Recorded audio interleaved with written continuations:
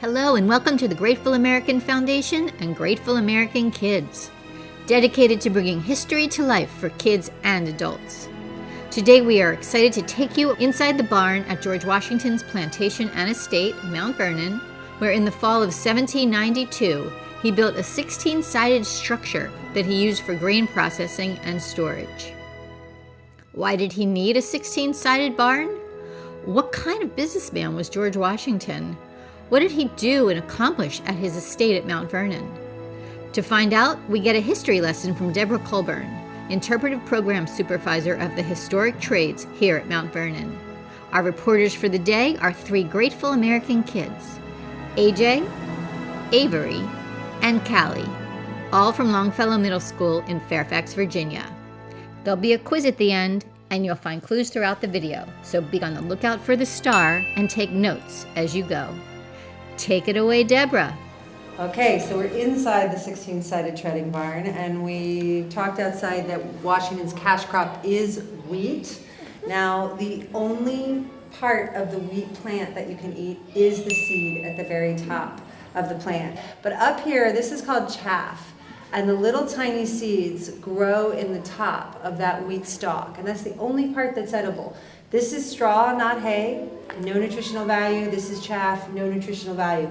So the tricky part about wheat is getting those little tiny seeds off the tops of the stalks. So the way that they've done that for thousands of years before Washington becomes a wheat farmer here in the 18th century in Virginia is by using a wooden flail like this, where you would lay tons of wheat out in front of you and then literally over and over again beat the wheat over and over and over again. Incredibly labor intensive, and the time of year you're processing wheat is hot.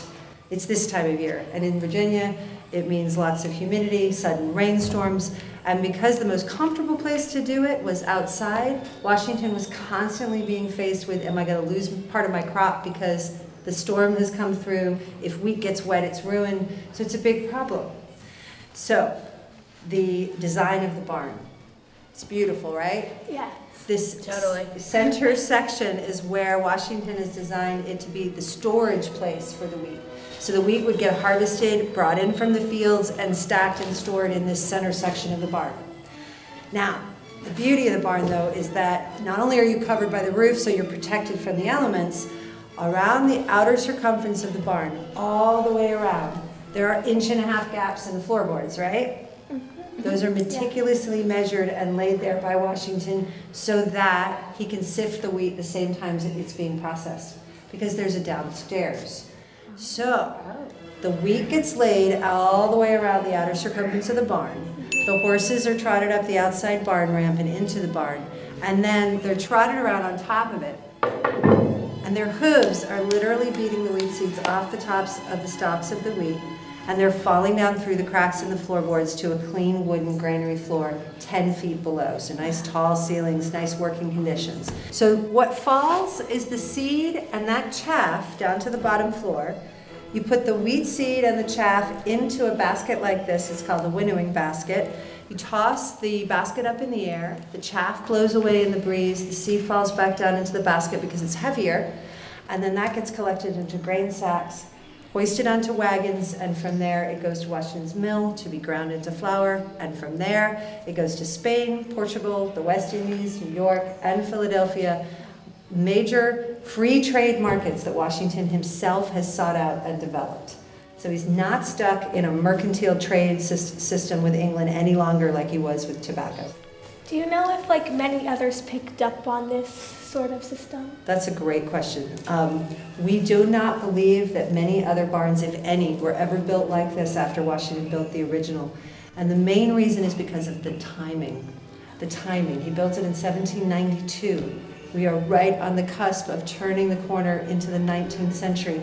And what's the major revolution that happens in the 19th century here that has less to do with physical man labor? Like mechanical work? Mechanical work. The Industrial Revolution happens, so everything becomes automated.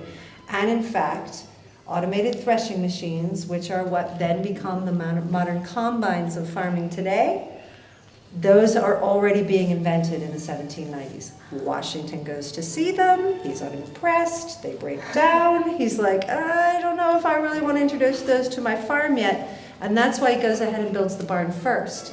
It works beautifully, but even Washington sees the improvements that they make on those automated threshing machines. And so that's going to be what he moves towards in the future as well on his 3 other outlying farms here at Mount Vernon. So after he goes towards the mechanical work instead of this, was that barn still being used? Absolutely. It's efficient enough, and he put so much time, effort, and money into building it that it's going to still continue to be used.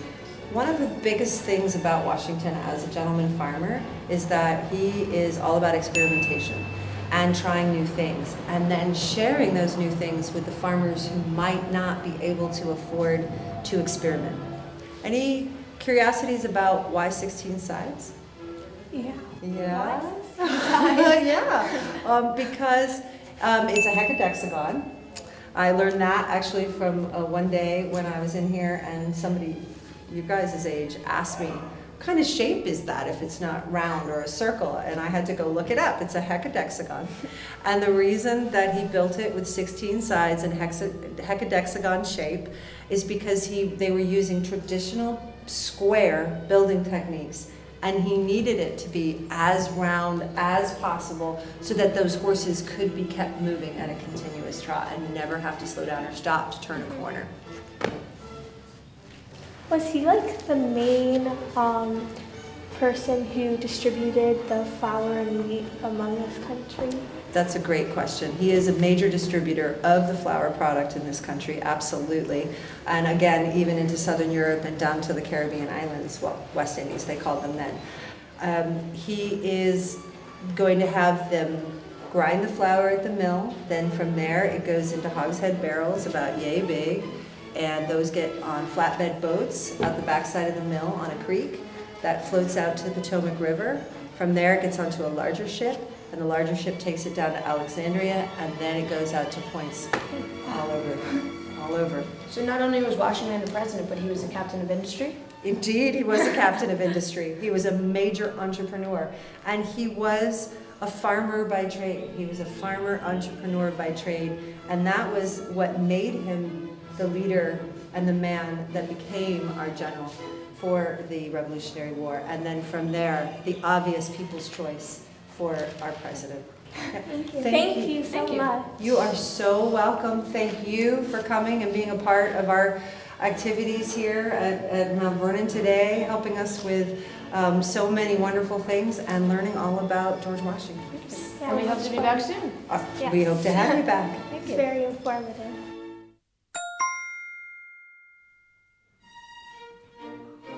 Question 1. Which portion of the wheat plant is the only edible part for humans? A. The stem. B. The seed. C. The chaff.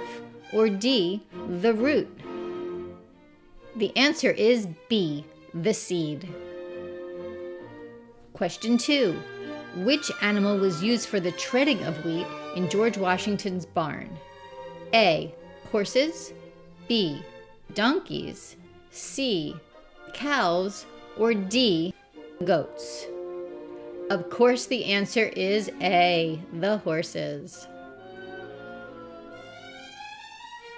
Question 3. What happened in the 19th century that revolutionized farming? A. The Great Farmers' Revolt.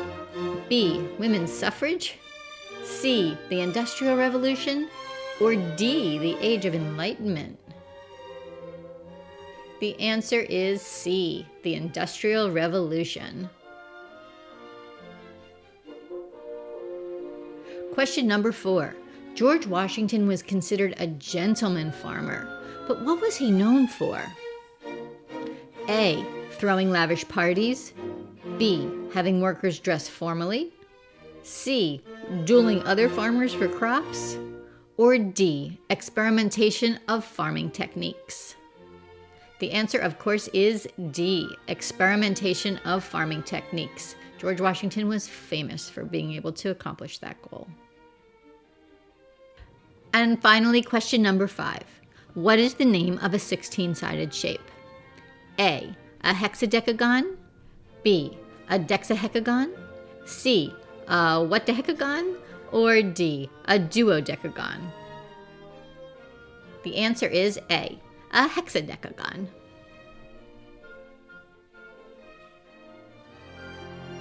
We hope you learned a lot about George Washington's 16-sided barn and our nation's first president on today's episode of David Bruce Smith's Grateful American TV show, a video production of the Grateful American Foundation. Watch more episodes at www.gratefulamericantv.com. And be sure to subscribe today to the Grateful American magazine at www.gratefulamericantfoundation.com. I'm Hope Katz-Gibbs, your co-host. On behalf of David Bruce Smith, we look forward to talking to you again real soon. Here's to restoring enthusiasm in American history for kids and adults.